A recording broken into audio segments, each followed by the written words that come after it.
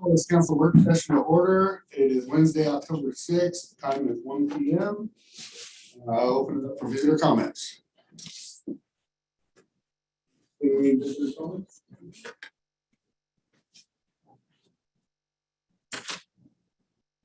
Nobody that has reached out. Okay, not seeing any, so we'll move on to our first discussion topic, which is police department semi-annual report. Chief Greenway. Yes, it's gonna be myself and Lieutenant Joe Hogue. All right. Can't change it up, so. It's okay, we take our mask off. Yes. It's easier. Well, thank you for having us. Everybody should have received our PowerPoint, kind of easy, and we're not gonna try to death by PowerPoint in our presentation. We're gonna keep this presentation upbeat, and we're doing a lot of good things. Your police officers are, and I give all their credit to the leadership team, starting with Joe, to the sergeants and corporals, to the actual officers themselves. You see what's going on in our community, and they really are responsive to the community needs. It makes me proud to lead a group of fine men and women. So if we go to the next slide, Matt. Well, before you go, can you go back? That's a recent photo that was taken of our department. We like to memorialize our department in pictures. A couple officers were missing, but we try to do that every year just to kind of get out to the community so that they can put a name with a face. And when we do our annual report, so that's just a recent picture. And thanks to Crystal King, who got up early and we got everybody there. And I think that you got a fine looking group of officers for sure. So next slide. So just a couple things, our goals, goal 1, 2, and 3. I'm sorry, goal 1, 3, and 5, excuse me, that kind of mold into our purpose for our strategic plan for the city.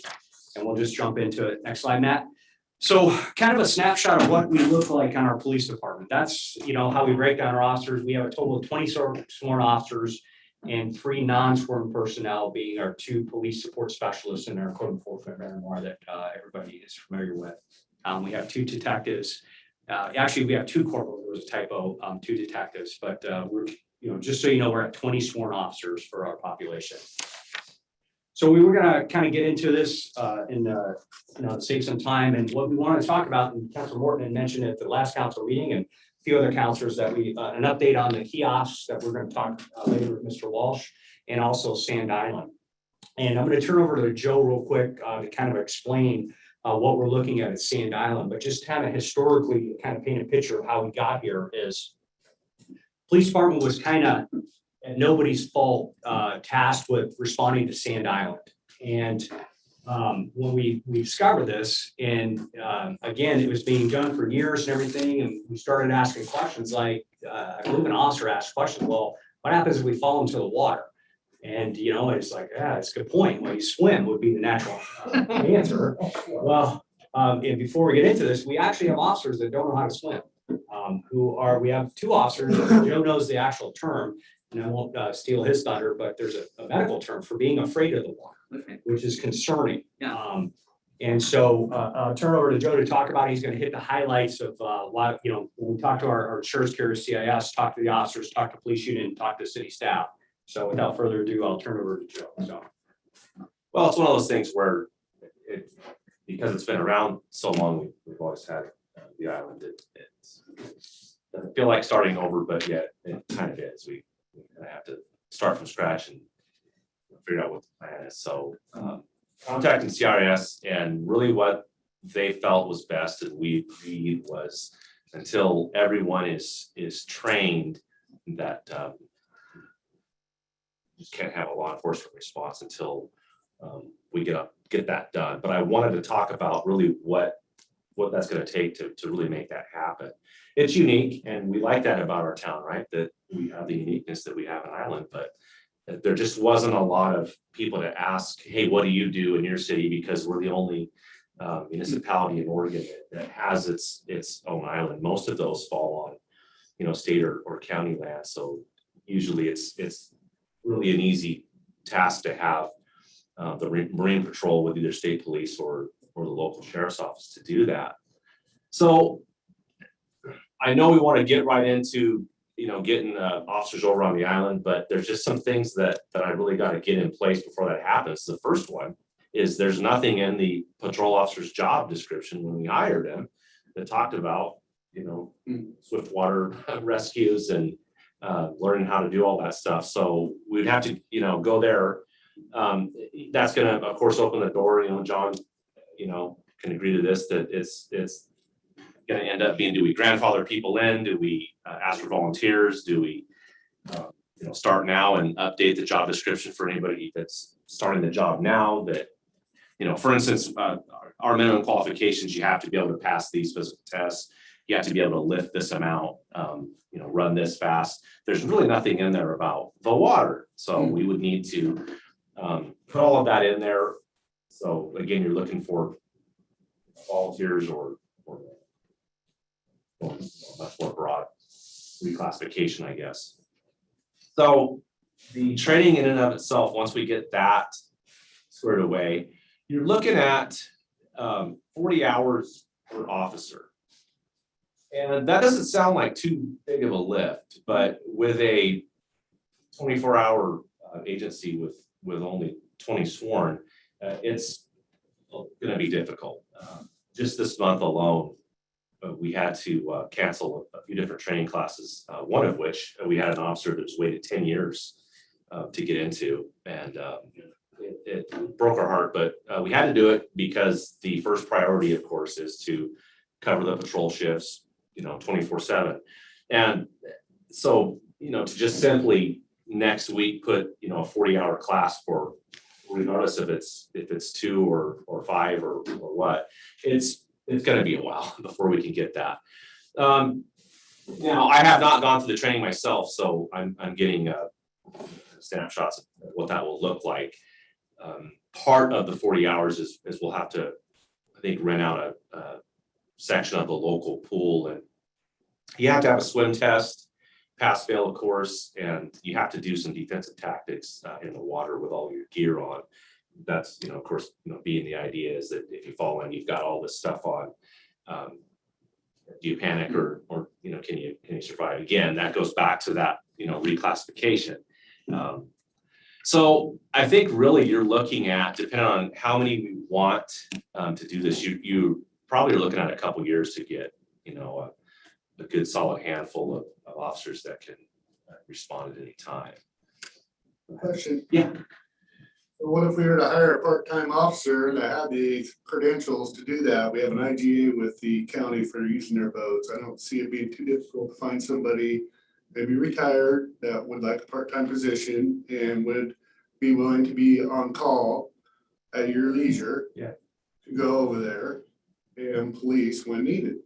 Yeah, and that's kind of going back to, I think it was July that I presented to the council the Brookings trip, and that was kind of more geared towards that, harbor master. I don't want to, overuse that term, but somebody who's just kind of dedicated and to do that. Now, that I think could be. Can a security officer detain somebody?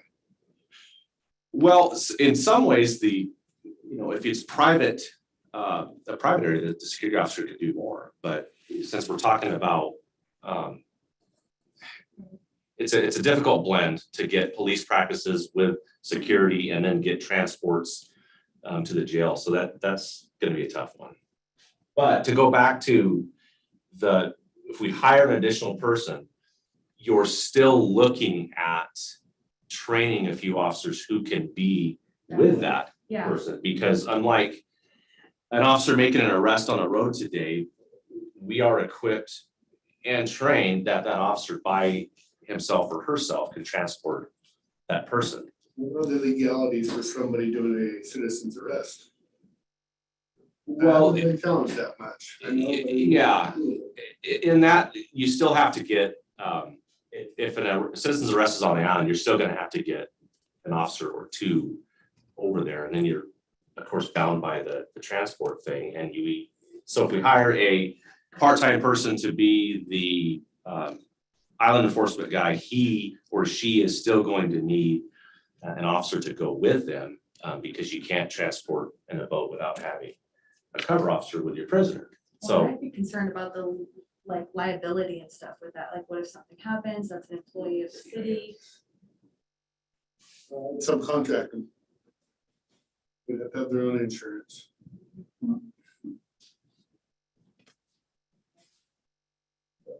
Yeah, pigtail kind of on what the mayor brought up a bit, and I've always thought about the issue of that many cities have their police and fire department together, in a sense. I mean, they are one in terms of community safety, whatever.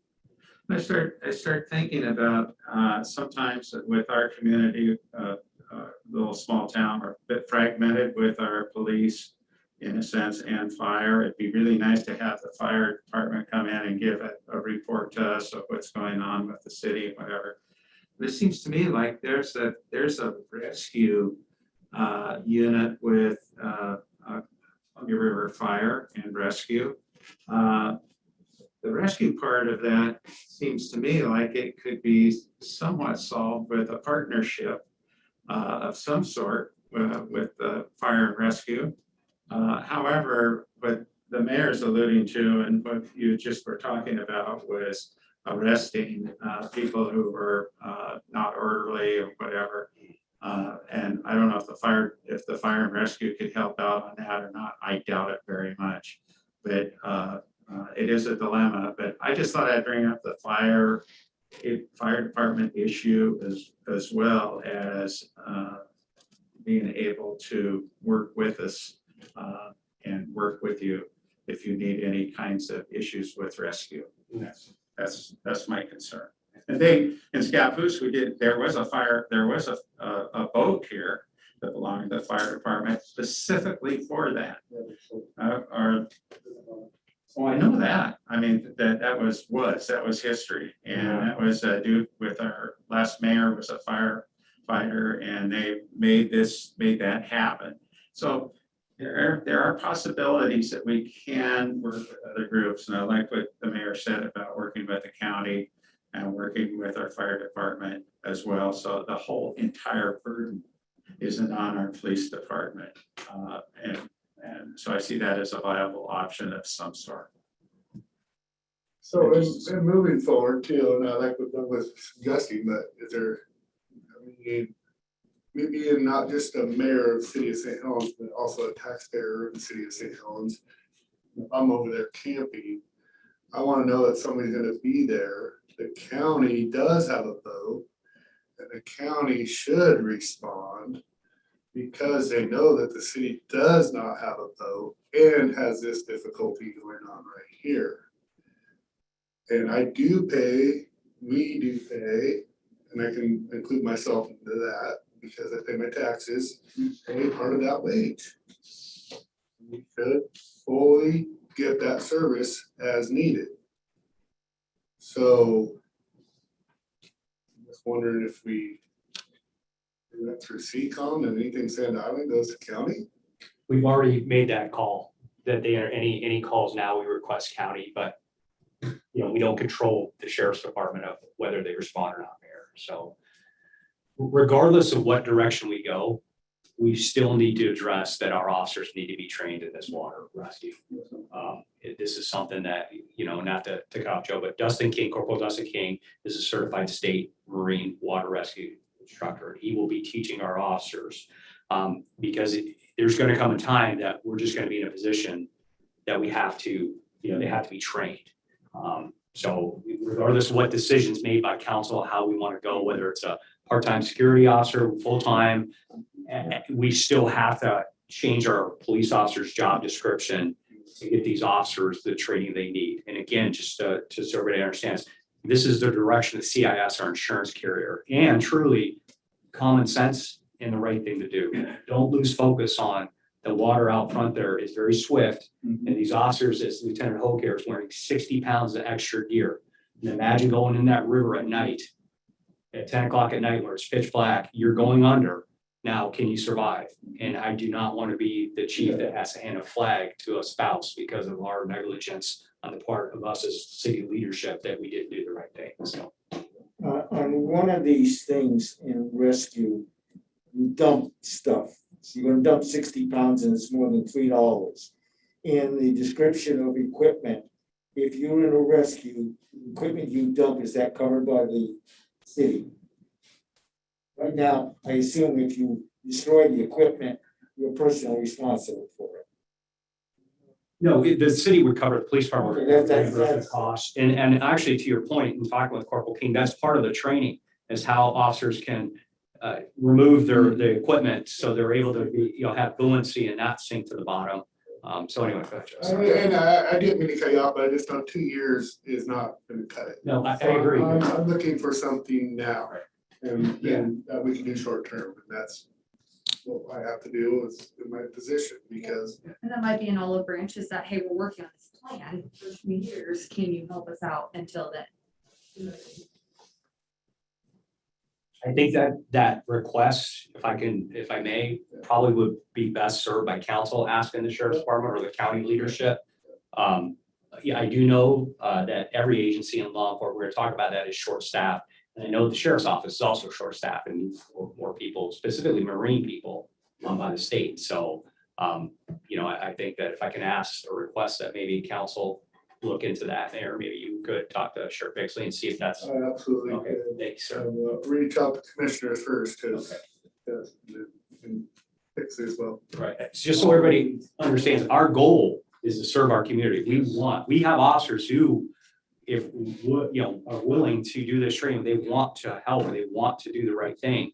But we also have to slow down. To Lieutenant Hoag's point, he had a great analogy. We don't just hire somebody off the street, put them in a police car with a badge and gun with no training. We certainly can't do that over water.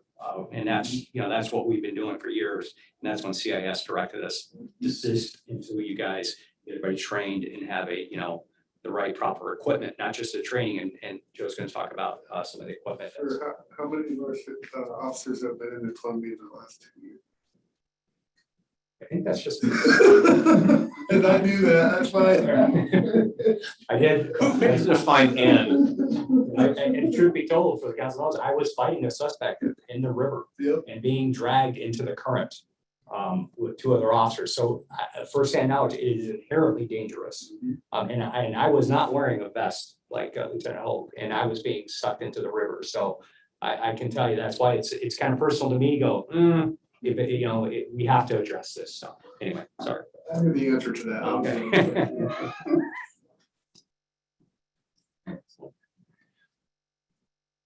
Here's a video, one of the things that I'm learning as I go here too, so about this training, but I think one of the misconceptions is that, officer falls in with all this gear and that they immediately just survive.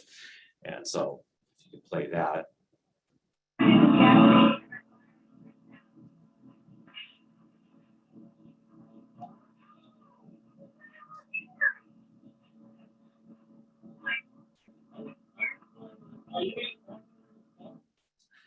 Malfunction. Yeah, it was one of those where, when you go in, it doesn't go off, you pull the cord and makes me think about parachutes and all kinds of stuff. The CO2 cartridge, instead of inflating, shot out. Yeah. And we have those vests, they're called a Mustang life-saving vest, and they immediately inflate if it hits water. If it doesn't, to Joe's point, you pull the cord. And so the whole purpose of this is to tell council that even with the safeguards in place, we still need that water training so our officers know how to swim and can survive in dire situations. Yeah, and the next slide has some of those costs.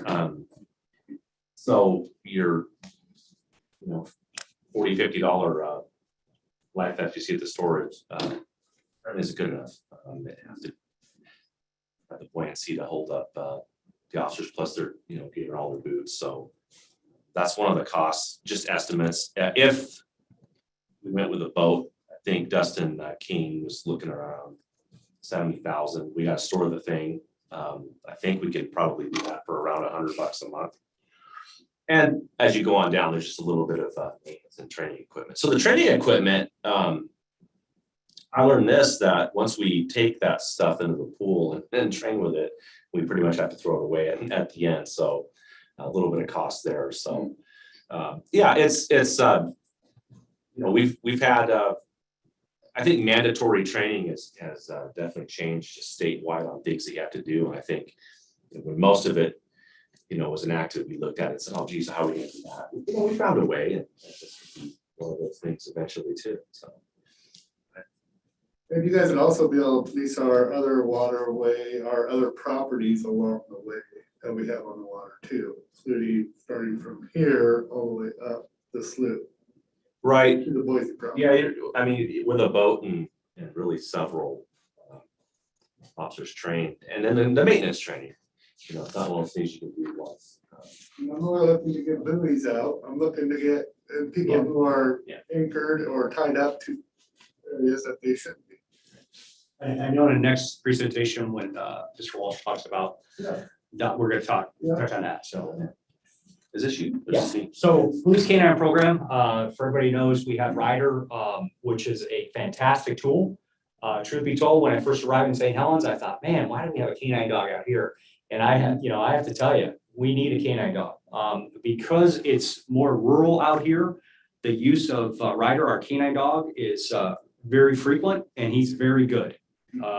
He tracks. I would say that his apprehension rate is probably exceeds 80 to 85%, which is, very good for a police dog. I know the county has Lars, which is also a good tracking dog. John and Deputy Pizzo work together. So in conversations with Sergeant Ager, who's our canine handler, has been for many years. He is, Riders has reached his shelf life for, the police canine dog's only good for a certain amount of years. He was recently recertified last week by the state of Oregon to do another year, but this will be the last year. So just to give everybody a heads up that the next budget year, we'll be asking for $25,000. That's that for the cost of another canine dog to keep the program going. That includes the purchase of the dog, training of the dog, and John is going to transition out of that canine role as a handler and transition to another officer. As John, has tenure in his career, we want to be able to have a succession plan. I'll tell you, just anecdotally, one of the stories of why we need it is in 2018, we had a sexual assault suspect attempt to sexually assault a female with a knife, and Ryder was able to apprehend that suspect who fled on foot and retrieve the evidence. So that alone is worth the wait. And countless other times that Ryder has come through for us in catching these violent offenders in our community. Plus the community loves them. I mean, everybody, the only thing a resident loves better than a dog is a horse, a police horse, really. But I don't want a police horse. No. So anyway, that's just to give council a forewarning that this is coming. And then the question will be asked, what happens to Ryder? Historically, Sergeant Ager would keep Ryder as a pet, and live at, because that's his handler and everything. But we really have got our money's worth out of Ryder, and hopefully we continue the program and get another good canine dog.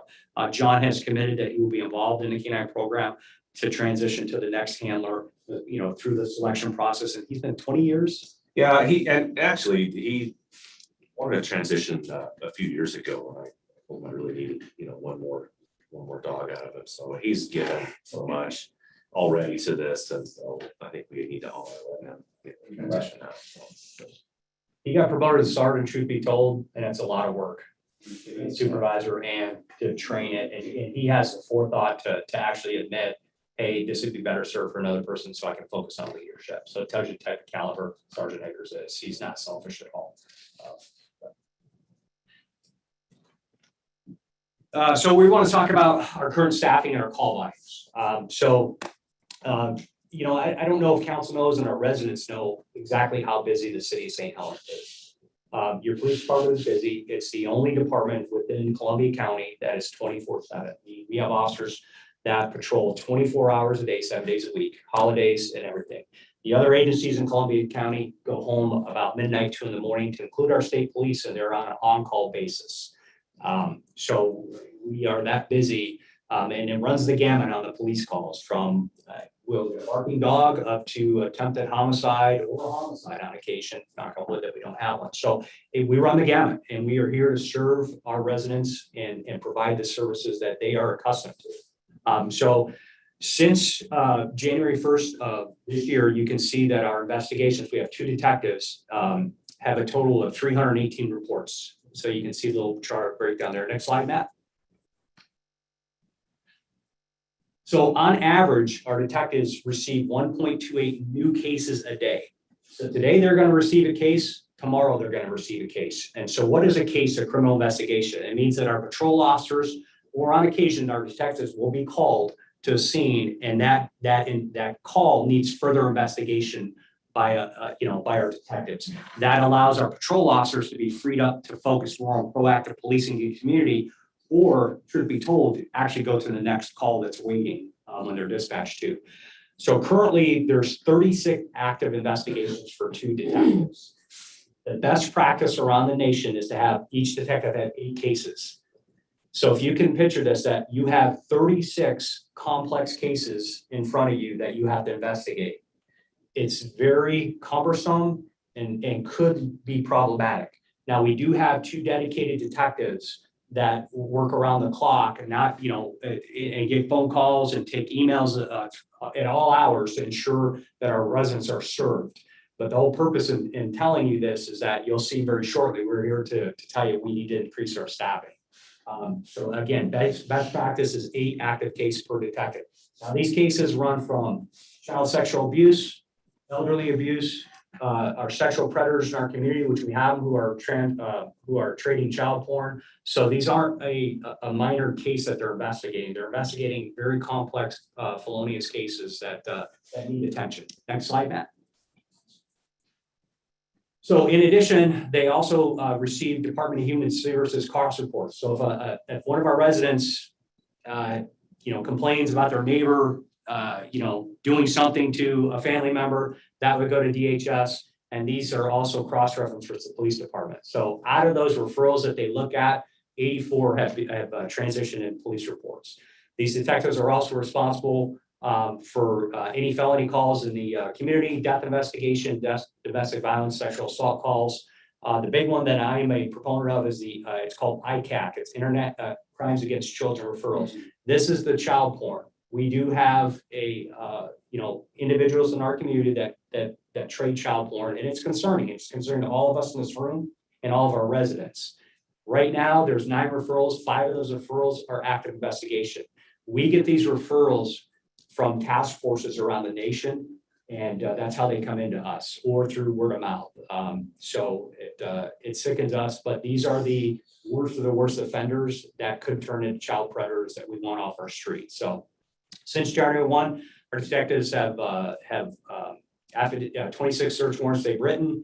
And you can see one of them, they result in one of those search warrants. We got 500,000 to 1 million images of child pornography. They recovered stolen property, bank statements. So there's a plethora of work that these detectives are doing. Again, if we go back to them each having 36 cases on average, you can see they have to prioritize and triage those investigations to get but we want to ensure that every investigation gets the utmost attention, but we just don't have enough time in the day. Next call, Matt, or next thing. Can I ask a question on those investigations? How much of the paperwork can be done by a secretary? How much must be done by the investigator? Well, a lot of them are affidavits for these search warrants that, you just need somebody, with the training experience and that's sworn to be able to, to swear to the information in the affidavit. I think we do with our non-sworn staff, kind of triage a lot of the referrals from DHS, but once it's, disseminated, there's only sworn. I was more worried about how much by law do these investigators have to do versus how much of the dog work can be given to, Well, that's a good point, Counselor. And truth be told, this is something as we get a new facility and get more room that we should look at, is that we can create a position called maybe an investigative specialist. It doesn't reach the level of a sworn officer, but somebody that has the ability that can assist in some of these investigations. And one of the changes in federal law regarding child pornography cases is now they have to type up a search warrant just to further their investigation. So that's another hindrance for these detectives. So I don't think, if I could say this right now, our police department's at that point where we can create that, because we just have nowhere to put that individual. We don't have, they'll need a computer, they'll need a workspace. We're working out of a overcrowded trailer now. However, there's light at the end of the tunnel. I'm not saying but that's a good question, because that would alleviate hiring another sworn officer, that can do this job. But I don't want to lose fact of we need more sworn officers just to address this before we go to this, kind of investigative specialist position. But yes, that would be something down the road that we can succession plan into, so. So now patrol officers, you want to talk about this? I'll let you talk about it. I'll do it. Yeah, our numbers are up a little bit, which I'm not too surprised by. So about 1,000 from last year for the January to September time. And when you look at it this way, almost 45 calls per day, and many of those are, well, not many, but some of them are given to the detectives. And again, with a 24-hour operation, it's kind of all we can handle at the moment with our current staffing. So we made a tough decision this year, and we pulled school resource officers, not because we don't believe in having an officer in the school or that we don't find value in those relationships and all of that, but with the previous slide information, we've really just had to beef up our investigations with those, the ratio of investigators per number of investigations. So really something that, again, was a tough call, and we're still working with the school to go over and do some walkthroughs and go to events. I know our officers have been to some football games and other events and doing the best that we can, but right now it just looks like those positions are better in investigations. So do you have something? I just to reiterate, 44 calls in 24-hour period our officers are responding to. So you guys can kind of digest that. That is a very busy police department. And then traffic stops on top of that. So yes, but just truth be told, and we had to curtail our traffic enforcement because of COVID regulations. We are up 1,000 calls this right now compared to last time. So, on occasions, John will see, some of our work, and it is busy. The swing shift, from the time they log on until the time they log off, they're busy. I'm not trying to whine but I just want everybody to understand the St. Helens of 1980 isn't the St. Helens today. Our population has increased. The complexity of the calls that the police are called to is increasing. But we're going to get to. Well, I think one of the biggest things too, we're still one of the best decisions I think as a council and the city was getting the body cams. Absolutely. But with that, the officers and non-sworn staff are managing an incredible amount of footage, 24 hours, and it's running most all the time. This stuff goes somewhere, and so officers are having to kind of tag and prioritize these videos. So, I think that the numbers, if you looked at the numbers are call numbers for now, what they were 20 years ago. It's more, but it doesn't jump out that it's, a ton more, but the complexity of what the officers have to do now, it's just, you can't even compare. Used to be, you just did everything in your notebook and then you went home, but now you're doing so much more.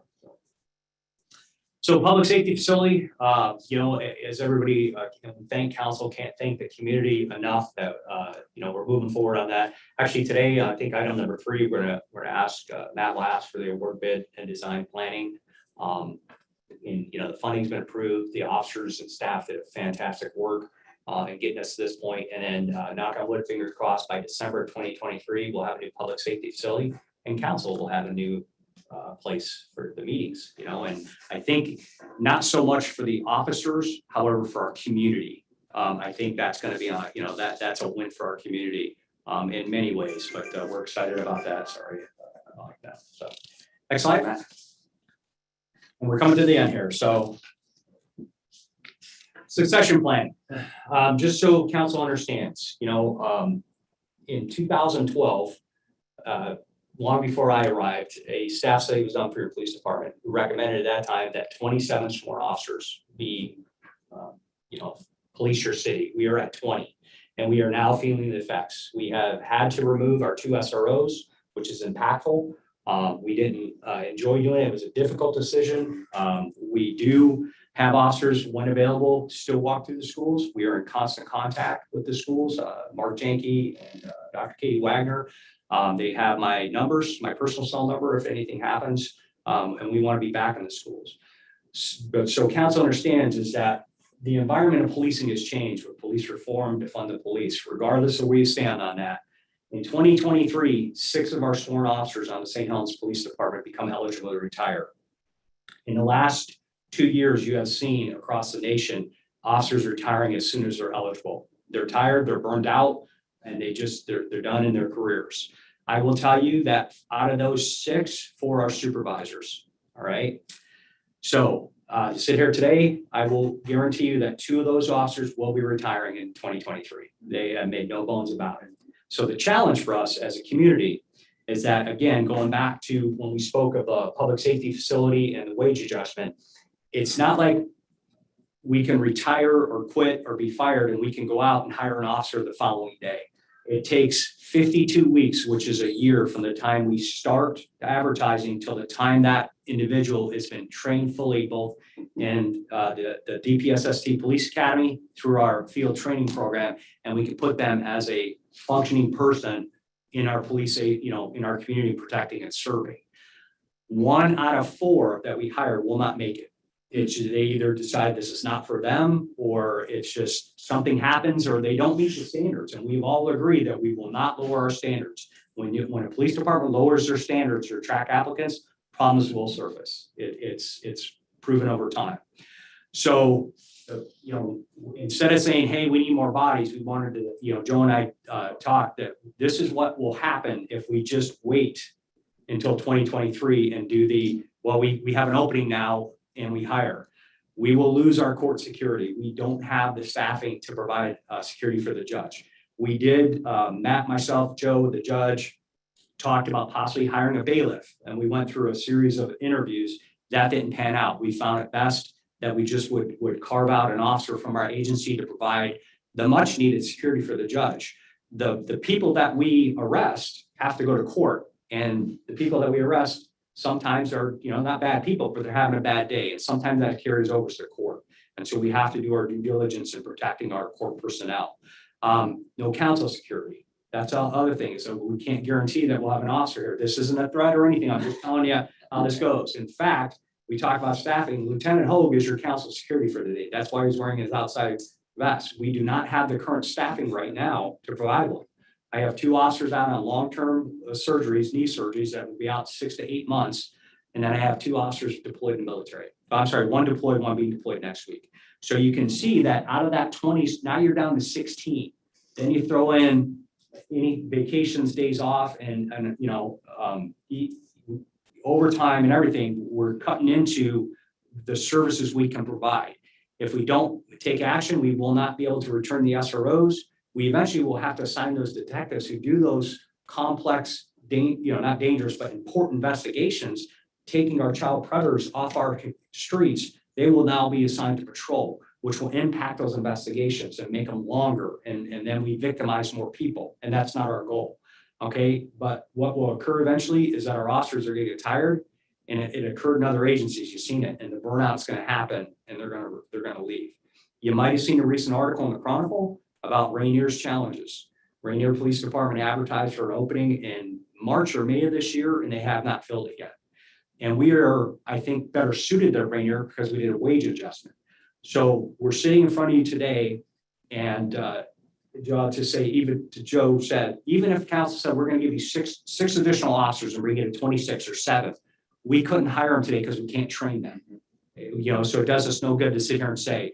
But our request from council is to find money immediately to at least hire 1. And then for the next couple of years, overhire 2. Whether you decide to keep them, if people don't retire, or to build up the department, that's a decision on council. I know it's not an easy task. Everybody wants more resources and everybody needs more money. However, please understand, we can build all the parks, we can build all the recreation centers, and we can build apartments. However, if people do not feel safe, they will not visit those things. And then we become, an issue. I am not fear mongering at all. I am not, trying to intimidate. I'm just trying to speak factually that we need more officers to serve our community in a capacity that they are used to and what they deserve. And I'm asking council to consider that. of putting the police staffing in the police department on the forefront. And even if you say, chief and lieutenant, we're gonna give you a body, the problem is I can't guarantee we'll fill it. Everybody's struggling with finding qualified people. I do believe we would be able to fill it because we're not other agencies, large municipality agencies that I don't want to give the name of, who have people leaving and they're down 200 officers. We offer something, a community that's progressive, a council and community that supports them. So I think we were able to entice people to come here and work. But again, it's getting the right individual into this community. They have to understand what the communities make up and everything. So Well, I think the realistic way to do it is to not look at it as we're open, we're closed. We're open for applications, now we're closed, and then we're open again in 2 months, and then we close. I think what we need to do is look at this from really a 2 or 3 year project and leave a continual hiring process open and create an eligibility list. I was speaking about that with all of you when we came down and talked about the wage adjustments. Because I think that the little bites here and there and stopping and then what you really want to do is start recruiting now and get people that even if it's going to be a year from now, start getting them through a process to where this isn't such a big ask. So we're not looking at it and thinking, oh geez, 6 people, we're going to get that. We can do that if we start now and go over time. So, perhaps like Chief was saying, 1 now, keep the list going, go through the hiring process and hopefully be able to hire another 1 or 2 several months from now. Is I think the easier way to do it. No open positions right now though, right? no, we have everything filled. Oh, okay. The wage adjustment that That's you what I granted us, understand. filled them. Okay, so now you're asking to open. For them. additional, right, and for 2 reasons. One, the staff study says we're down 7 officers. Right. And that was at a time when the population, I believe, was 12 or 13,000. We're now just under 14,000. We have new apartment complexes coming in as well. That plus something I coined the phrase retirement exodus that's coming. There is a chance in 2023, you lose 6 officers, 4 being super. There's a chance. I guarantee you're gonna lose 2 at least. Okay, but there's a chance they're eligible. It's just one of those things, again, for you to consider, but going back to, it takes a year from the time we hire, we're at 2022 now. You really think about it, we're at the end of the year. So now's the time to start putting things into motion to ensure that we have a seamless transition, because if we don't, then we revisit, well, we can't provide officers to the court security. And then what are we gonna do? And we don't wanna play a I gotcha game and say, okay, we're all leaving. Best of luck, Mr. Walsh. Nice knowing and shake his hand. We're just not doing that. Joe and I, we want a succession plan. And out of those 4 supervisors, we're trying, that's why we talk about trying, with Joe's recent appointment to the FBI National Academy which was a huge, just a fantastic thing, is to get the leadership training so people can come up through the ranks and we can have seamless transition. And so when the difference between a sergeant or officer today and a sergeant tomorrow, nothing. I'm a sergeant, so I know it all. No, we have to get you the training about leadership and how things are and budgeting. And so anyway, I'm kind of long-winded and I apologize, counsel. So too much coffee. This keeps One of the happening. things that has happened was well known in the industrial world is it's cheaper to run people overtime. And if you run a worker overtime 2 weeks, his efficiency is less than if he wasn't overtime. His ability to leave goes way up. Are you trying to, in your future plans, reduce the amount of overtime that any of your officers have to work by having extra people? Yes and no. We would like to reduce the mandated overtime, but Matt Brown is a smart man and has told me no matter what police department it is, you're always going to have overtime. You're going to have officers hold over for certain investigations. You're just court. But yes, there are times we have to mandate officers overtime. And we have a great core of officers who at occasion they'll grumble, but they'll come in and work it.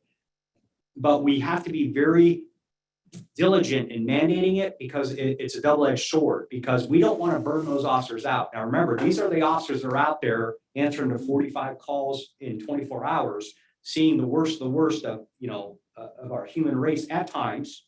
And so they need to decompress. They need, mental health days and everything. So to work them continuously, because that reason, it's a slippery slope. You know, we're doing well. Lieutenant Hope does a fantastic job. You know, even today, we didn't mandate an officer to come in so people can have time off. The lieutenant said, I'll work it. I'll be down there. The councils, you know, they're fantastic people. The danger number is 3 hours a day for 2 weeks, your efficiency is less. Correct. And right. And what they deal with. It's really short. Right. We always tell them, if you're having a bad day at home with your spouse, stay home, because we have to have these officers engaged in the game. It's not a profession where they could be thinking about Timmy's homework at home and then something bad transpires in front of them and they can't put it together. So. Yeah, there's, of course, hours go up with all the overtime, the mistakes are gonna go up. And, one thing we want is a little bit more compassion from the officers to the public, and, your give a darn factor can go down once you've hit that, 30th hour of overtime for the week. So it's about managing all of that and fatigue. But it becomes whether they want to or not. It goes down to 2 after a very short time, both in weeks and hours per day. Yeah, we used to, for example, to your point, we used to do a grant with ODOT for traffic safety, and we would just have officers in overtime just go out for the sole purpose of traffic enforcement. We haven't applied for 2 years because the officers, they want the streets to be safe, but they're like, I already had 30 hours of overtime. I'm not coming out for 4 more. So yeah, a lot of those discretionary things that we did, which I think are important, not only for morale, but for the community as well. We just can't get officers to sign up anymore. 15 hours a week is the bad news. After that, it's downhill. Yeah, sure. There's no question about that. Keep that real hard. So that's basically our presentation, and we'll entertain any questions or comments, concerns. First of all, I'd like to publicly say congratulations to Lieutenant Hope for his FBI appointment to the chair of directors, right? Yes, thank you. Appreciate that. We had one nay, and it was the chief under his breath saying it, just so I could hear it. So it's a big deal. Chief's right. It is attractive. So congratulations on that. So what I heard is it'd be nice to get some policing for waterways. That's a little ways down the road. So that's the start of your presentation. I also heard that we are understaffed. No, we've known that for quite some time. And we also have been aware that there are 6 coming up for retirement, potentially 2 that are going to here. Key said we're done. Once we get to that year, we're done. So I think it's on the minute. And rightfully so. That's what 25 years of service is huge. So and that there was a little bit of overtime involved. I know you guys did a wonderful job of managing maternity leave and a few injuries a year and a half ago. And boy, that was really a hectic time in the police department. Yes. Just back on it. And you guys did a fabulous job. So I hear that we could also save maybe a little bit of money in overtime and get an officer. Yeah, we can. What I'm hearing. I don't want council to be misinformed and say, if you give us all these cops, we won't have overtime. There's always going to be overtime, A little bit could be. but a little bit can be saved. Yes, it can be, absolutely. And there is there's a due diligence process, and we have accountability checks in place for the overtime. I mean, we look, and sometimes, our officers are told, no, you can't have the day off. Now they're, just because you put in, we serve the community first and our public first, and they understand that when they signed up for this. So. Well, I think another request is to change the process, right? Is that what I'm hearing? Yes. The hiring process. Yeah, to look at a new, kind of modern way to think big as far as needing 6 or 7, 8 people, not trying to get them tomorrow, but starting a hiring process to where we can even sort of lead the way to where people are continuously testing, continuously interviewing, to where we have a list to where if somebody leaves, you know, the old way is, oh geez, I guess we'll open it up and, you know, and, you know, not to, you know, make light of Rainier situation, but that's what we did as well, was we would, somebody retired in Rainier, geez, we opened it up, because we always did it that way, right? And it always used to work, and now no one's applying, and what are you gonna do about it? So if you look at needing 6 or 7, I think that really the way to do it is to think about it now, start the process, start recruiting.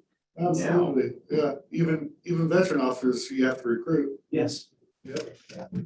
And I think we've done the incentivized part, you know, we've upped the pay. Now I just think we gotta get out there and get in the market and see what we can get. And we're just gonna sit here for the next presentation, if that's okay, because I know it's on kiosk and it's not kiosk. Actually, the first 3 things on the agenda are all. Yep. Yeah. Also wants to move that around a little bit and talk about docs now and do the safety scope of work. Yeah, let's go ahead and go into the docs because of the start of their presentation.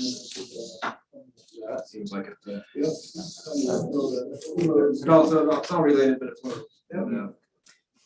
I think we got a pretty good introduction to the issues around the docks and Sand Island and that enforcement component. It's really more than just the docks. It's really the waterways and all of the piling infrastructure that we have. What are the problems? The problems are people that are overstaying their welcome on the docks in 72 hours. The sign's not cutting it. They're up the channel, tied to, they're living on the tied to the pilings. So we've got commercial equipment that's tied to our docks, and there's really no tools. I'm having tools to help with that. And so I've been talking with our other communities as our police have, looking at solutions, what works, and this pay model, and this is kind of a new day with the Marine Board and the use restrictions that are on our docks. As far as before, we didn't have the ability to reserve the docks, to get a charge more than $2 a day. That was all things that we couldn't do. That was they found that the docks were public and that they were supposed to be kind of unrestricted and for public use by the recreational boating community. And but that mindset has changed, and they're coming around saying, they recognize that people are coming and they're staying, they're not leaving. These communities have limited tools. So they've said that it's with collaboration with Marine Board and their approval of a rate, you can charge them a market rate. That's an acceptable thing. And you can also get a reservation system. And they've reached out and in communication with Marine Board staff there, and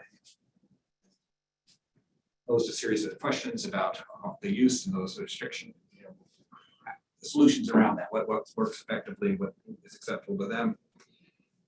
And we came up with a number of things. And I have 2 asks of this. One of them is to move forward with cost of the kiosk. And there's the other one is for the council to create an ad hoc committee that is sole purpose is to look at this issue of do we charge? What's the rate? Reserve docks. And there's a lot when you really get down to it, there's a lot of little pieces that would really make it work. So my thought would be a couple of counselors, probably some Marine Board staff, maybe even Mr. Mason or Richard, Tony, maybe somebody from Russ, Minnie. Yes. And John has talked to me a little bit about this too, and showed me what the Marine Board is suggesting too. We also have the Marine Board behind us too. Right, yes. And the little bit of the talks with some of those committee members was, it only makes sense. It only makes sense. So, and the Marine Board is definitely gave us enough information to say, no, you guys aren't doing you can do so much more to regulate your docks through a fee. Not gonna be popular, but everybody agrees that I've just run it past them as an idea, before we brought it to council. And I think it's a great way of going about it. Is just ad hoc committee and sit down with Marine Board, John Walsh, a couple councilors, and hash it out and see what it looks like. Is it possible to build more docks too in this mix? So we know we're gonna have more eventually, because we do have the ESL in water rights to do that. So there is. Okay, so we can add to our dock space, but that doesn't get rid of the other problems. It just gives us more space to have problems on. Yes, unless we do something about. Yeah. Yeah, and just an anecdote, last week, there's been a number of boats down here, and I've been going down every morning and looking at who's there and how long they're staying, and since some of them are, one of them's been there a month, and he's last Friday, the Tai Yacht Club came down, and there's 20-some boats that came down, all nice yachts, and they came up and we had a conversation about, what it takes to move these boats along, and then I kind of introduced what we're talking about here, and they were, we'll pay, we will absolutely pay, we have no problem paying to know that we can have, safe and secure facilities and not have these issues of concerns about or boats getting prowled and things like that. It's absolutely really supportive of that, so. I like just what you said, because in some senses it went against the crust of what the mayor said about it's going to be unpopular. But I feel that it's going to be extremely popular with the voters. For some individuals who are saying you're trying to tax us to death and do this and do that. Yeah, I can see your point. But for the voting community, it will be extremely popular. Well, and who knows what the ad hoc committee is gonna come up with. Exactly. I mean, that's just, we don't know what it looks like yet, so. And it'll be better if we do have citizens who have Absolutely. expressed to know that they have been involved, that it's not just being dictated by Yeah. staff, council, Marine Board, but citizens have Yes, yeah. been actively involved in the process. So, and related to the kiosk is just a tool, right? So it's gonna give out a ticket, and it's gonna require all the information that we decide to we'll have. Having some cameras that will record the docks as well, and the Marine Board is supportive of actually funding some of that. Yeah. Not all of that. And that's good, but the enforcement piece, I've been working on a playbook of basically all of our rules, regulations, the tow companies, the impound yards, the whole structure right there. It's pretty close to go right here, so we just. Yes. So remind me, who will enforce the kiosks, who will check the tickets, who will? We as a city, we could hire even a private, once they're in lieu of when they're found, you can hire a salvage company just to come tow a boat.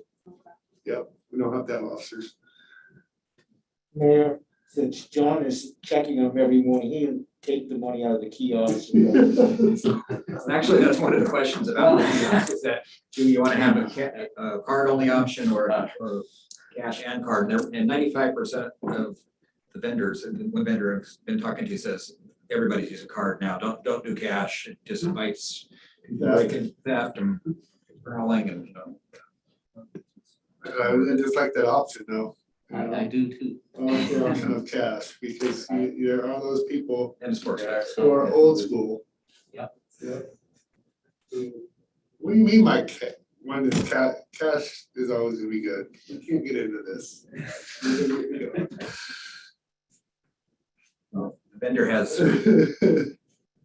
most of the ones on the river right here and all the ones up in Puget Sound, he says 95% are card What only. is- Maybe that's all there is. But, We'll put credit card only or ATM or debit credit only.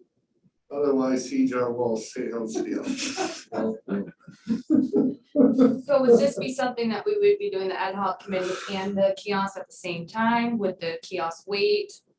How long will it take before we can set I this think up? the kiosk could actually start early because we know we want to do a fee. We've already. We wanna do covered. something We've already immediately. We agreed. do want to have something. yeah, well, moving forward with the acquisition of it there's about a 10, they're all custom built, so it's 10 to 12 weeks Okay, right now. So, same supply chain issues everybody else is Yeah. facing. And our water fund isn't gonna go away. It's supposed to stay on And the- we're So, only talking Rick- about what? We've got three sets of docks. Most of the issues seem to be here on the courthouse docks, because the Sand Island docks aren't quite as the services, access to the stores and restrooms. But we could get another one if we needed to. You can get, Yes, yes. Could I suggest that maybe City Attorney Sam Erskine also be part of the committee? And the only reason is because we've encountered people living on boats. And then we kind of cross that threshold of that's their residence and do we have the authority to tow a house kind of thing if they're occupying a boat? Again, just to have his expertise and his wealth of knowledge on law would be, because those are the good runs through my head is, you know. Well, private property is, or, yeah, a private, I can just go park my trailer down there, Brad's, and say, right in the middle, and just put out my lift and get it all leveled and say, tough, because you guys are gonna come down and say, no, no, no. That's the same thing we're doing with here. Okay, Well, same scenario Mr. Mayor, with the pay option. Mr. Mayor, we gotta be careful because it's on the water and there's all kinds of weird laws on the But with the pay water. option, because Rainier has already utilized it and it has already announced in a paper publicly that you are getting towed. With ORS numbers, you're going and have already done. With your trailer like that, I can get you quick. Police department welcomes it. I think it's gonna be a game changer for our community. I think it's gonna set the tone and raise not that we're unprofessional, but raise the docks, I guess, the standards. We welcome it. And those cameras we love cameras. So, Well, I definitely would like to be part of that ad hoc committee. Who's the other I counselor? would, Counselor Topaz, I'm not opposed to, I mean, we just have to make an announcement of it. I'm not opposed to having you down there because you're very tied in with the sailors too. Whatever. Kathy, can we just make announcements and have three of us there? We're just at ad hoc, Becomes a public meeting. yeah? Is that big a deal? Do we have no, we to can rotate, rotate? we can rotate. There's 3 individuals who want to be there, rotation is fine. If there's more, that would be fine as well. So that way we all have, the council has a tie.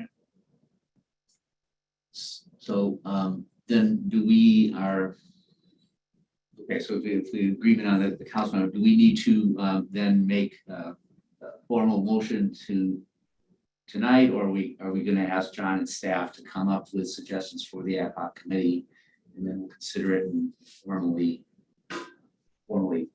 make the ad hoc committee. So what is the process? Yeah, I don't think you need to nail down the process, like if one does it, I don't think that's important. It's up to us 3 or 4 on how who's going to meet at the time with the committee. No, So if I can't make it, I just say to these 2 again. Councilor Moore, I'm not asking you about the council members, I'm asking about the composition of the entire committee. So Exactly. we have to, right, so we have to. And I think that's a great idea, right? We can do that. Yes, just because we do our actions. We'll put it on tonight. Hey Kathy, would we still have staff here even if it was, or is it a lot more lenient? It's more lenient, but Okay, we'll stick with 2 and we'll rotate in. Yep, so if you can't make it, make sure you give Councilor Topaz a call. If I can't make it, Councilor Topaz, I'll give We you a got that. call, okay? All right? All right. You guys excited? absolutely. That's gonna cut us out of it, actually.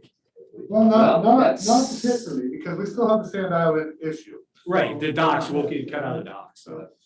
And then we also have the ad community, and that may be one of the things the police department's gonna have to come up with, a member for the ad hoc community too.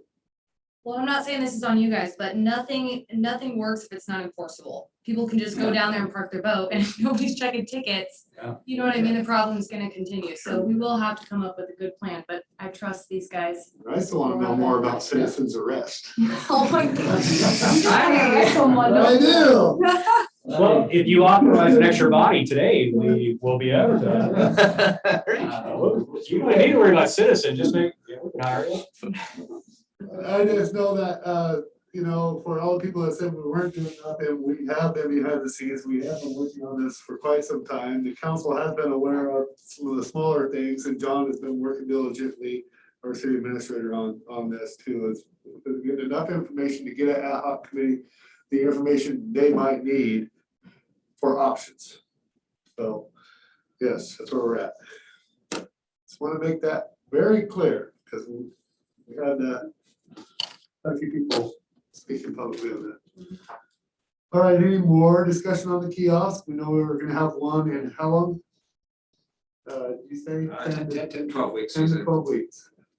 Which will be, if we like the way it looks and we want another one, we'll put another one over there on the Sand Island. How much are they, John? They're around 10,000. They pay for themselves. Whatever fees, whatever fee that she cited, yeah. There's some recurring fees and as far as the ones down there right now, they're not the electrical. The good thing is that this is a highly programmable unit that can integrate with the electric panels, so it all works as one unit. And so we're not having to go from your dock fee here and your electric fee here. Have that communication. It all works. And, All right. Okay, so let's go back to number 2 item on our agenda, which is review scope of services and fee proposal for McKinsey for new public food facility. Assistant City Administrator Matt Brown. So you received a little packet of information, about 35 pages of the proposal from McKinsey after their presentation at the last meeting. It is obviously pretty involved. They will get us to a point of helping with the bid and getting all the construction documents, the permitting, all final cost estimates, everything to get us to that build point. And so this is what that contract is. I'm happy to answer any questions. I have one question. I did not see a member of the city council kind of not overseeing it, but at least witnessing what was going on. This is a liaison, basically, for a number of these discussions.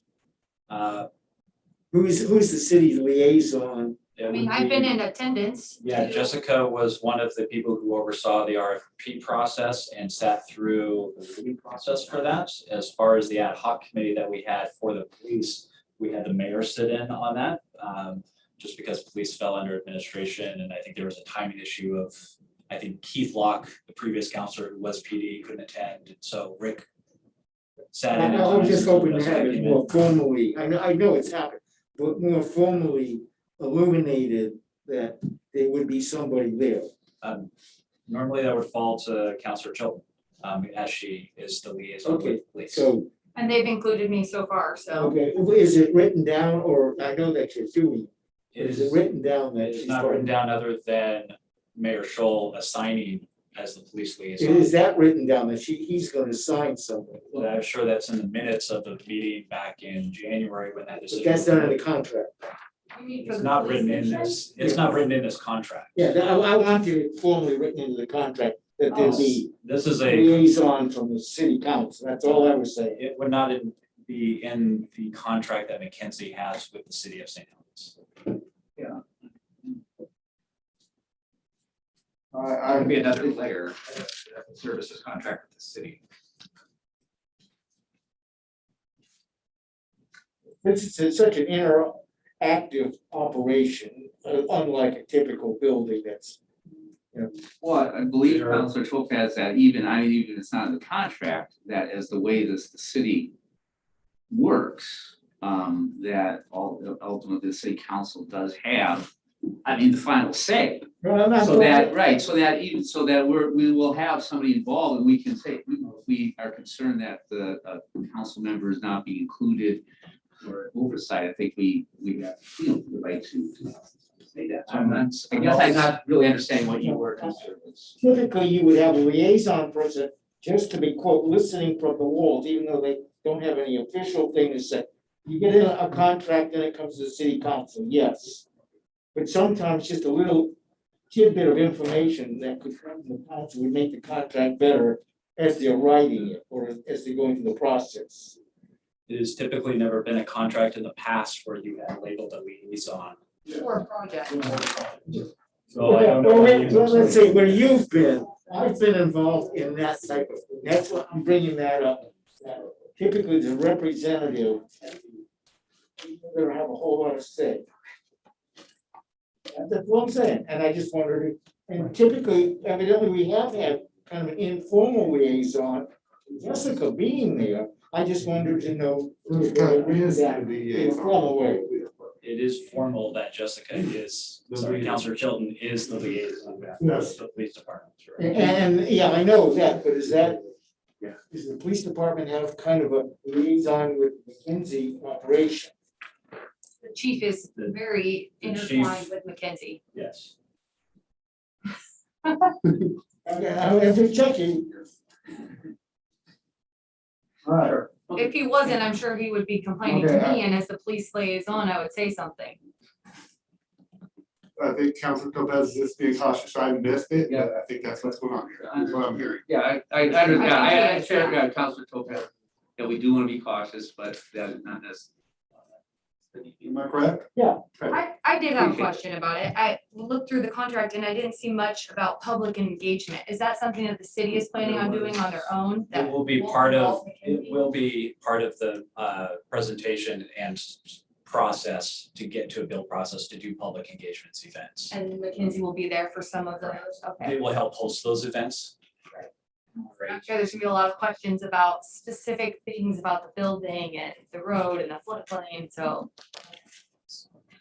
And I did have one, I forgot to write down the page of this, it refers to the reference towards the beginning of the document about the client stakeholder group.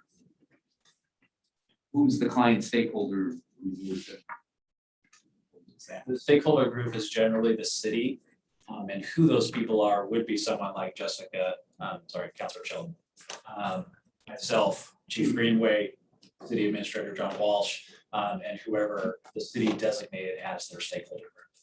I think I would like, if there's some way that we could make that a little bit more, just like we are for the ad hoc committee for the docs, to have a little bit more, some specific direction, or maybe if that means inviting folks who were involved in the original proposal to us.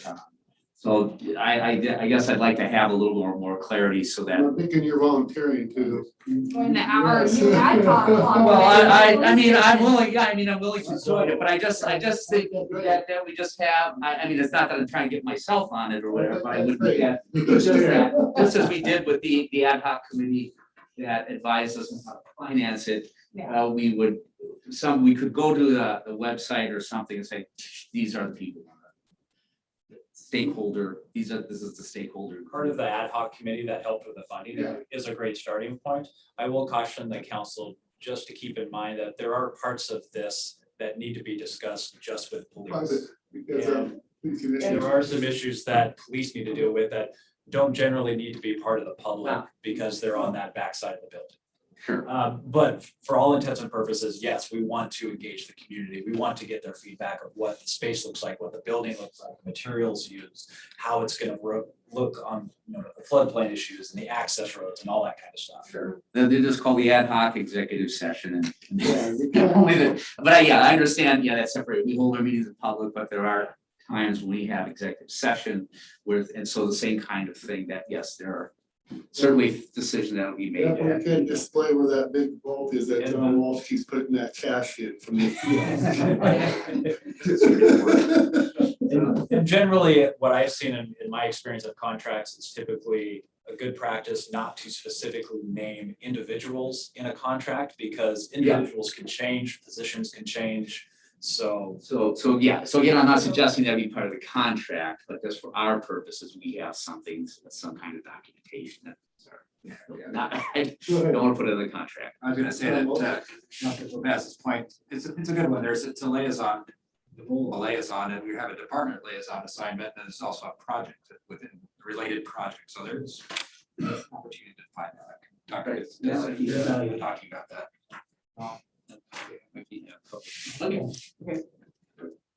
Patrick, I hear you volunteering for some of that in the future. I will, I'd be certainly happy to. When I'm not available. I'm just kidding. Well, I mean, it can be kind of that, But you both can. Yes. That's certainly one or the other of I us. think more ears on anything for the council, is better, so. one opportunity that I believe John, Brian, and myself discussed this morning was When we were originally going through the funding study and the strategic plan, the feasibility test, we did a lot of station tours. And one of the cities that we went to was Oregon City. Oregon City's chief was actually one that came and spoke to the ad hoc committee about their funding and what they did. They are now, I think, at completion or very near completion of their Occupying it. their facility. And we would like to schedule a time for you as counselors to go see that facility, because a lot of the schematic and the ideas that are in our plan came from these city tours, and specifically Oregon City. Yep. So I would like to throw that opportunity out, and maybe something that we have to address at a public meeting if we all go together.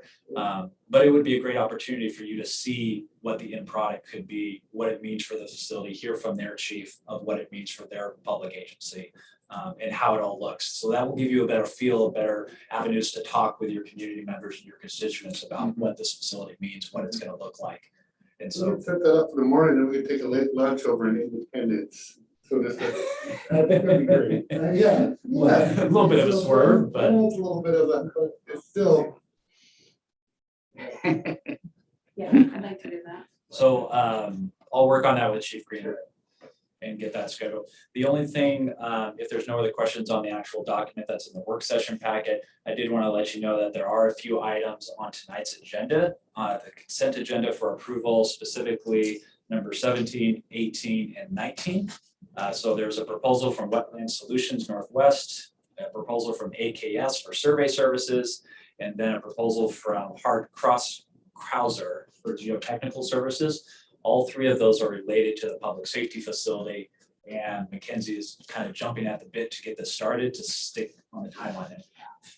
So it's kind of you approve it tonight, we just light the fire and we start going. As far as permitting and planning, not Yes, building. not building. Yeah. Yes.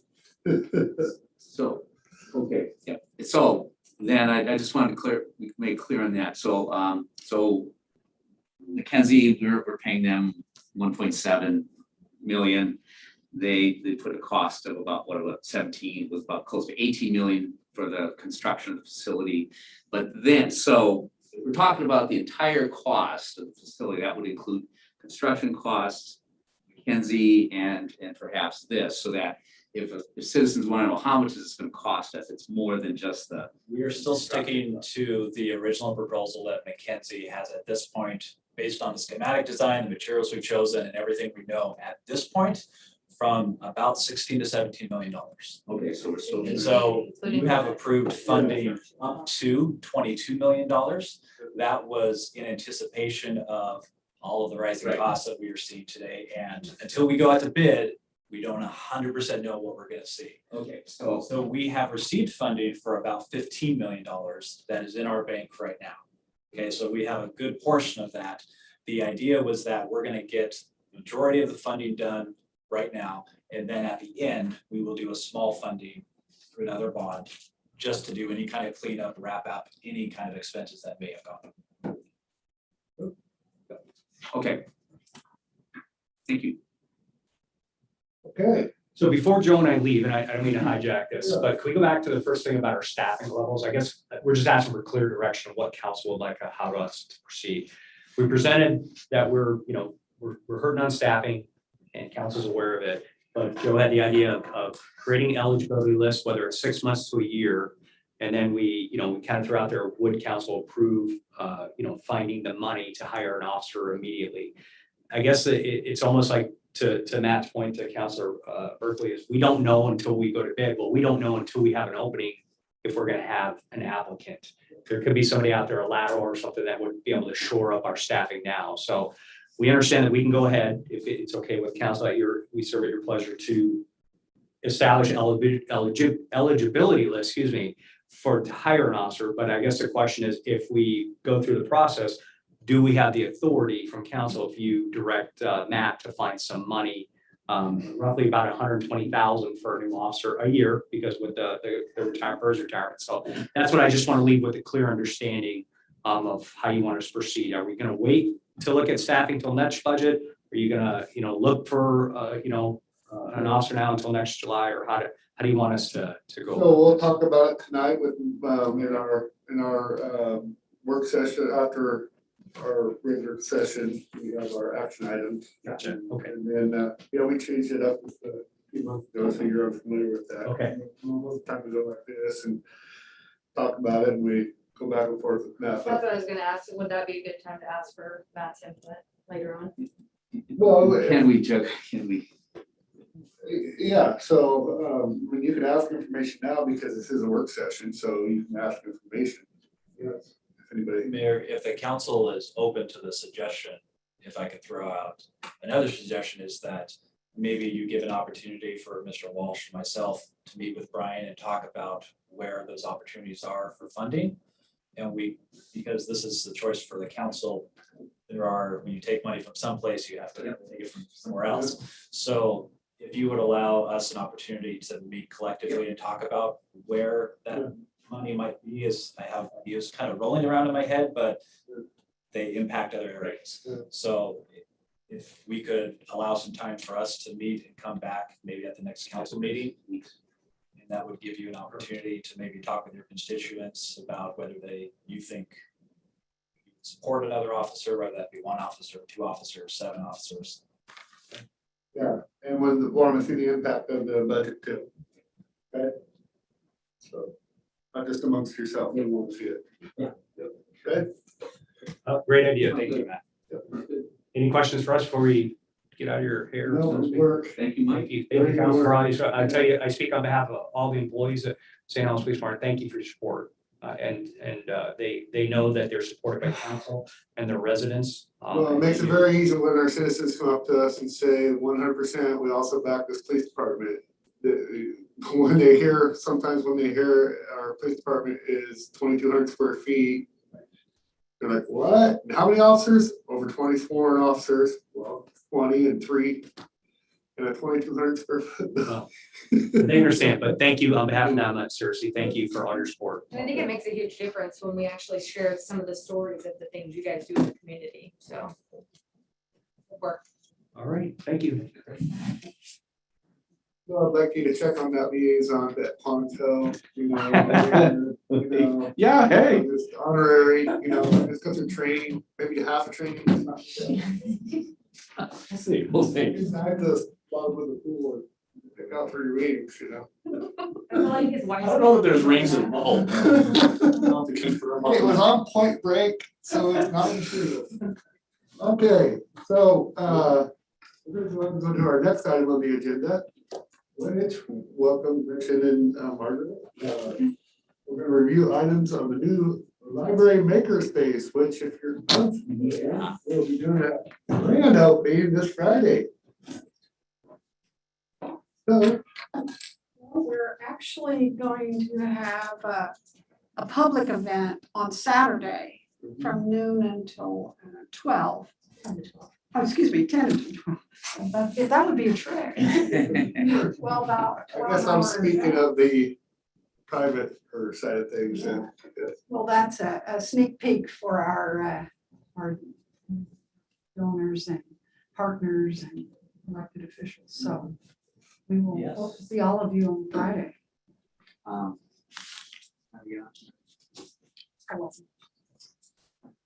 Oh, okay, in service day, sorry, I'm back to work at full time, so, good, I'll be there. Glad that doesn't conflict. Yeah. Well, you have 4 items in your packet. The first of those is a job description for a library technician makerspace specialist. At the library, we have now and in the past have had other types of library technicians. This is a paraprofessional position. Right now we have one for cataloging, and in the past we've had one for children's activities and also for IT support way back in the early days of the library. But this position will support the operation of the makerspace on a day-to-day basis. This individual will be responsible for maintaining the equipment, helping to get individuals certified on how to use the different pieces of equipment. And so this is very much a operational position with a great deal of support to Gretchen in the programs and outreach that she does. So this is funded by ARPA funds for 2 years. And so this is a chance for us to implement the full benefit of the makerspace and have open lab times where the public can come in and use the space.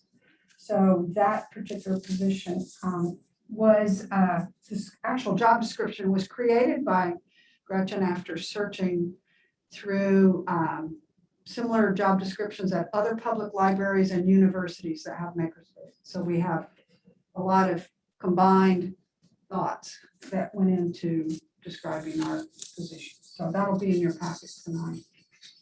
And I'm going to give Gretchen an opportunity to talk about some of the things that are in the packet that have to do with the actual operational side of the makerspace.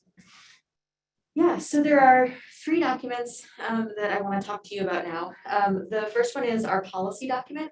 So that's where we outline the rules that we want everybody to follow to have like a safe and welcoming and productive space. I looked through similar policies from 24 other libraries across the country that do makerspaces and thought about our own context and our own population and our own space and our own programming and created this document, and then got a lot of good feedback and guidance from the library board in revising that. And the document you have now is the product of all of that work. And then the second document is a liability waiver. So the makerspace does have more sophisticated equipment that has expanded opportunities, but that also comes with expanded risks. There are going to be sharp things, there are going to be hot things. And so we want to do like a lot of other public libraries do that have makerspaces and have people sign a liability waiver before they use the space. And again, looked through several from other public libraries, put them all together as examples, and then sent those to Jordan Ramus, and they put together the document that you have in front of you. So informed by what other libraries are doing, but actually written by a legal team and not by me. And then the third document is a resolution that you'll see this evening to change the fee schedule, to add one line about consumer or consumable materials in the makerspace. So when we offer classes in the makerspace, we're not going to charge anybody for that. The materials will just come from our usual programming budget. But then if somebody comes in and they want to, prototype something on the 3D printer, or they want to make some cool Christmas present on the Glowforge laser cutter, we would charge them just the cost of the materials. And so I went through all of the different materials we're planning on having in the space and figured out what the cost is to us based on whether it's like one sheet of paper or a certain number of square inches of wood or whatever. And so the way that the fee schedule is written out is it just says basically current list price, which is how we handle like lost and damaged library materials, because that lets us, as the things that we have in the makerspace change, or as the pricing change, or as our suppliers change, we don't have to come back to you every single time and be like, oh gosh, we're going to lower the price on plywood by 3 cents. And so the idea there is not to make money off of the users of the makerspace, it's just to recoup our costs so that we can continue to offer this. So those are the documents that are in the packet and will be before you this evening, and I would love to answer any questions that you all have, if you have any.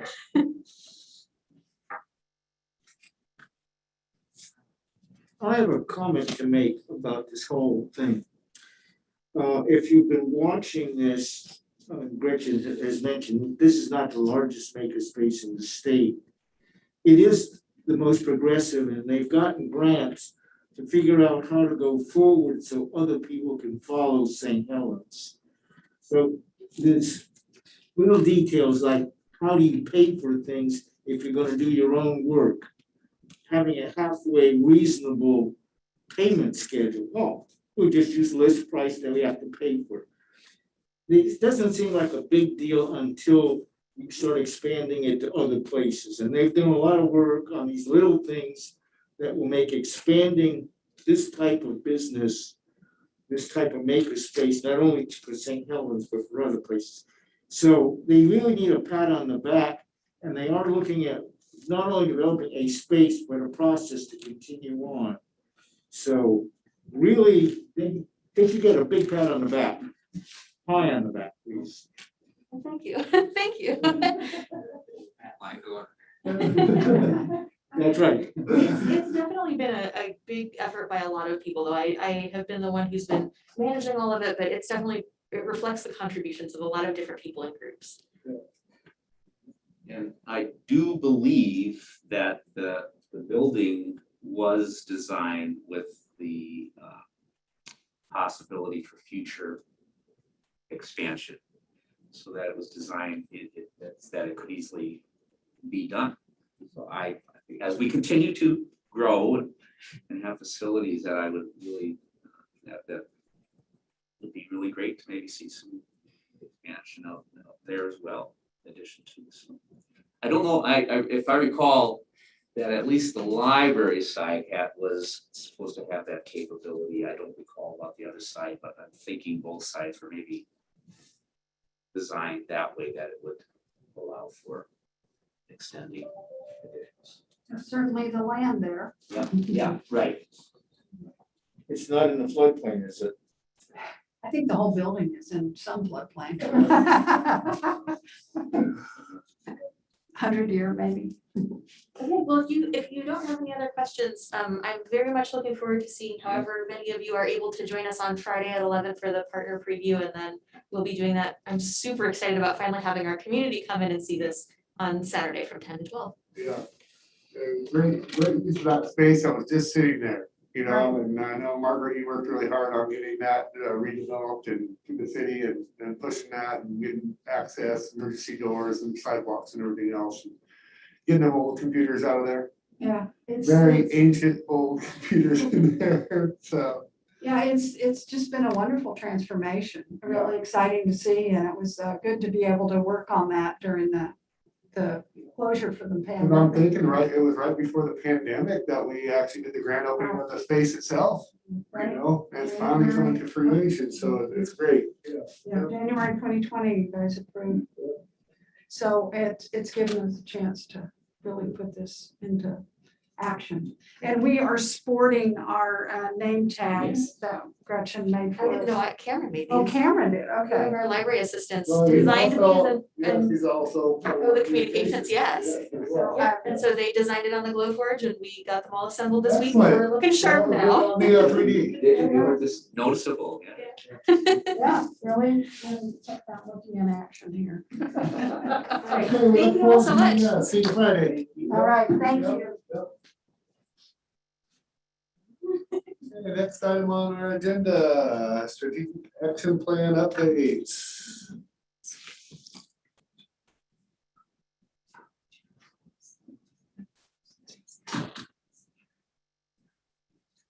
Sorry, I'm hanging out. Kathy's looking at me. I'm Uh, like, yeah, right. I want to see all of these. I apologize. I actually do not have any strategic updates for the council. All right. And city administrator report. I know you got something. I'll bite a little better about that. So tonight on the agenda, Matt went over the approval of the budget for the public safety facility, and then also the 3 resolutions Margaret has related to the library department. There is the 1936 resolution authorizing the application of the EPA is a application for the Gable project, the other side of Gable, this side of Gable. We're pursuing funds to, because they're available right now, to go after that, but about a $5 million ask. We have to put the application together, but we're working on it, and had people in the building today as part of that. Related to the pay kiosk, it's well within my signature authority, so if it's acceptable to the council, I'll get that in motion at the next meeting under consent agenda for acceptance. You'll see that. We can do a handout on Yeah, that. invoice If for everybody's it. okay with that. It's in his authority. Wouldn't see that Yep. to be controversial at all. There's a public hearing on the 2 properties tonight at 6:30. That's 6:30, so it should usually those things don't take very long, so there could be some free time in between the two. So this past week, I've been at the ICMA, which is International City Managers Association, of which I'm a credentialed city manager. I'm part of that group. They had a conference in Portland. It only comes to, last time it was 20 years since the last time it came to Portland, so it's a kind of a big deal. And unfortunately, a lot of it was virtual. I actually participated virtually, which is kind of stinks, but there's still some really good tracks about some takeaways. I'll talk about values, community values, the organizational values, creating that culture and how important it is to an organization to have a good functional culture. And, we've done a lot of good things here the last few years, and a lot of it stands out. I mean, I feel pretty good about that. But kind of some new terms. We have goals. Those goals kind of are built onto the SMART principles, or we all heard that a million times about specific, measurable, attainable. Yeah, but behind the goals are the values. So those goals are based off the community's values, and communities that are thriving are embracing this notion of STRIVE. They're calling it STRIVE goals, which is the emphasis on service, on teamwork, on responsibility, the integrity of your staff, and this equity lens that is representing the E. And it's really, communities you model, they're doing well. Those are the ones that I like to track and follow. Watch what they do and do like they do. But, so it's a good conference. Sort of. Yeah. Things are virtual or not. I know. There's not kind the of same. not being at the backside, but other activity, we got Main Street, a couple of councilors at the last meeting, Mayor Council Berkeley.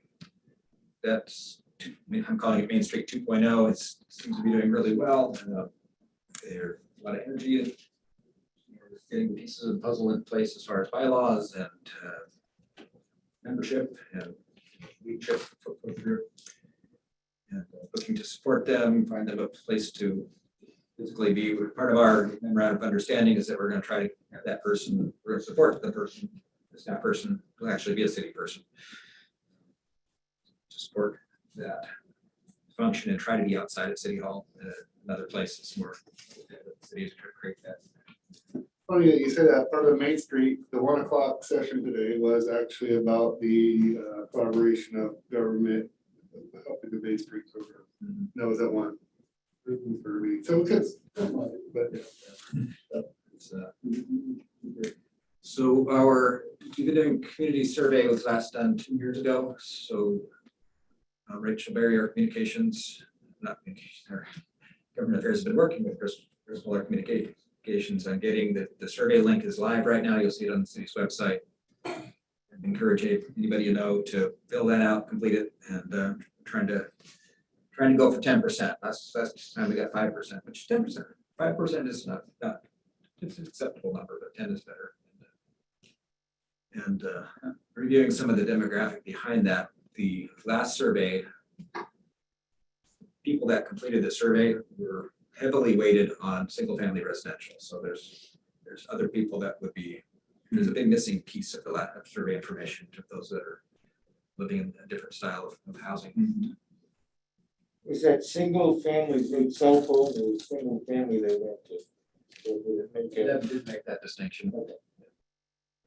So the industrial park is moving along. All our projects are doing really well. You notice there was a drill rig out in the park here in last few days doing some additional geotechnical work to understanding where the bottom is and soil composition and whatnot. But so yeah, the Riverwalk design is moving along nicely. The technical advisory group is meeting regularly, and there's pretty aggressive schedule to try to get this going. And same thing with First Street. I think that's moving along very well. Even the Central Waterfront project, we've been having conversations with some of the partners at state and feds and ports that might offer some possibilities here for advancing that project. safety facility is clearly on a path towards construction, the funding's lined up, it's happening. And then Halloween, it's just, it appears to be another record breaker, lots of amazing people reaching out to the city and newspapers coming and our news stations and kind of the usual stuff is kind of almost a norm now. That's it. So, questions or? Any questions for John? I don't recall, an update on the timber sales, where is that at? The timber, we approved this timber sale and then they are harvesting. Okay. They have up to 2 years to harvest. So one of the reasons you get a better price is you get a little bit more market window, and we did get a better price for that, but they're going after it, getting it done right now. My mailbox is full of cut receipts and We hit the window, they're pre-bought the timber. Right. Yeah. So they paid for it. And those funds are where? Community development. Any other questions for John? I'm just gonna agree with you that we've got a great culture around here as far as the atmosphere and everybody's busy and moving forward and getting a lot done. It's great to be part of a team. And, council's taken that, lead and you have been a big part of course, because we relay everything through you. Making that happen and keeping that balance and not getting worked up and keeping an even head. And sometimes one of us comes in here just, hey, what's going on? And you're just like, hey, I hear you. I hear you. But I just wanted to thank you for all the hard work that you've been doing. So, since I did that. appreciate the compliment, but it's certainly a team effort and we're all on this together, so. But we will still shake you down when you come off the dock. All right, so are we gonna have anything in the executive session today? Yeah, a couple things. Okay. So we'll go ahead and adjourn and we'll be going into executive session as previously announced under ORS 1926602E. And each, one is real property transactions, the other one is consultant counsel potential litigation. So we are adjourned. And let's go ahead and take our 10-minute break. Okay, and then we'll come into executive session. Yeah.